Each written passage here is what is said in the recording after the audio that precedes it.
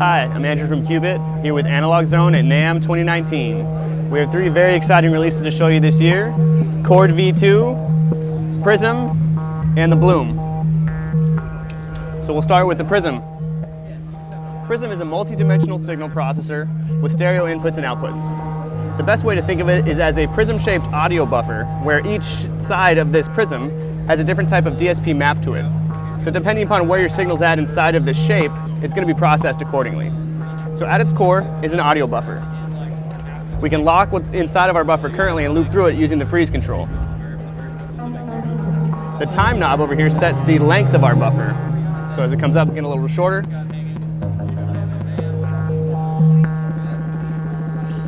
And what's really exciting is the time control stays active even after freeze has been turned on.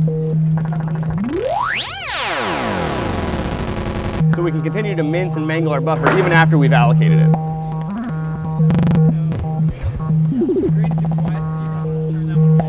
On the x-axis of our Prism, we have a comb filter amount.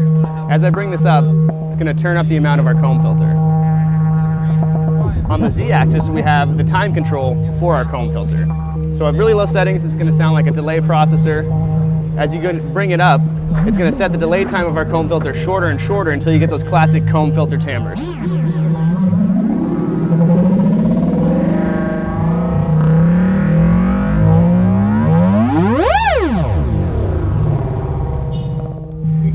And on our y-axis, we have the decimate control. What the decimate knob does is it sets the amount of bit depth reduction and sample rate reduction that's applied to our input signal. So as I bring it up, you'll hear the fidelity of our signal get degraded.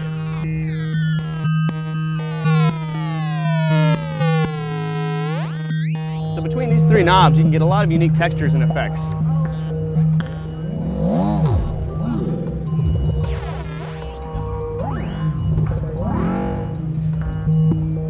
Along the top of the Prism, we have a state variable filter section. Right now we're listening to the low pass. You also have access to high pass, band pass, and in the 4th mode you can actually deactivate the state variable filter altogether and proceed strictly through the Prism section in the middle. We have a cutoff CV input with a dedicated attenuverter, so we can attenuate our incoming CV or invert it. And then at the left here we have a mode button, and what this does is it lets us rearrange the signal path so that the state variable filter is either at the beginning or the end of our Prism. So right now it's at the beginning.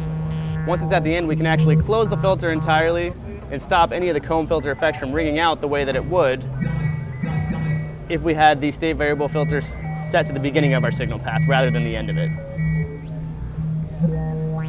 And that's the Prism. It's going to be available in March, and the retail price will be $249.